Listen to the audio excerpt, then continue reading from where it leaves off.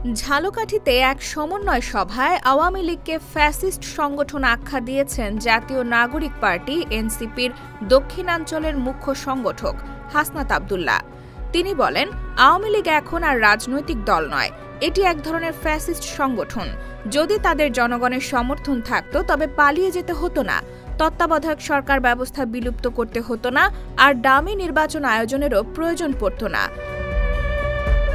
শুক্রবার বিকেলে ঝালকাঠি শহরের ফাতেমা কনভেনশন হলে জেলা সমন্বয় সভায় তিনি একথা বলেন। সভায় সভাপতিত্ব করেন জেলা এনসিপির প্রধান সমন্বয়কারী মাইনুল ইসলাম মান্না। হাসনাত আব্দুল্লাহ অভিযোগ করেন, ফ্যাসিস্ট শাসনের সময় ছাত্র শিবির, বিএনপি কিংবা ছাত্রদলের নেতাকর্মীদেরকে গুম খুনকে বৈধতা দেওয়া হয়েছে।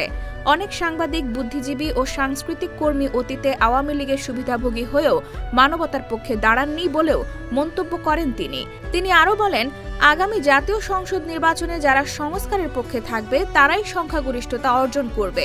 ইতিমধ্যে সংস্কারপন্থী শক্তিগুলোর মধ্যে ঐক্যের চেষ্টা চলছে, তবে বর্তমান রাজনৈতিক বাস্তবতায় সুষ্ঠু নির্বাচন সম্ভব নয় বলেও মন্তব্য করেন তিনি।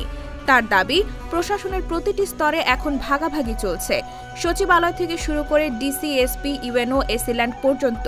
এমনকি নির্বাচন কমিশনও নিরপেক্ষ নয়, তাদের সিদ্ধান্ত নীতির চেয়ে ব্যক্তি নির্ভর। তিনি জানান, ইসির ভোটার তালিকায় প্রায় ১.৫ কোটি মৃত ভোটারের নাম রয়েছে, যা অতীতের নির্বাচনে ভোট কারচুপির বড় প্রমাণ।